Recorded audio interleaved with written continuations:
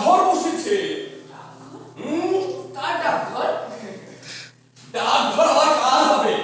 রাজার ডাকঘর। এই রাজার ডাকঘরে কি রাজার কাছ থেকে চিঠি আসে? আছে ওই কি, দেখো একদিন তোমার নামেও চিঠি আসবে। আমার নামে চিঠি? আমি তো ছেলে মানুষ, আমাকে কে চিঠি দেয়? ছেলে মানুষ রাজা এইটুকু ছোট্ট ছোট্ট চিঠি লাগে। তাহলে বেশ হবে, আমাকে কাছে ছোট্ট ছোট্ট। এই আমাকে চিঠি লিখবে তুমি কেমন করে জানলে?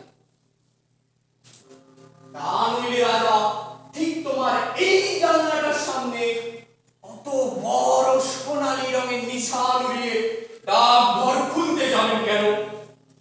আচ্ছা, রাজার কাছ থেকে চিঠি আমাকে কে এনে দেবে? ও মা, রাজার তো অনেক ডাকঘর করা আছে, দেখোনি তারা বুকে গোল গোল সোনার তকমা করে ঘুরে বেড়ায়। এই কোথায় ঘুরে তারা? ঘরে ঘরে, দেশে দেশে।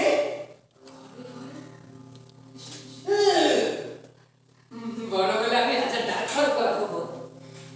ডাকঘর করা সে ভারী মস্ত কাজ।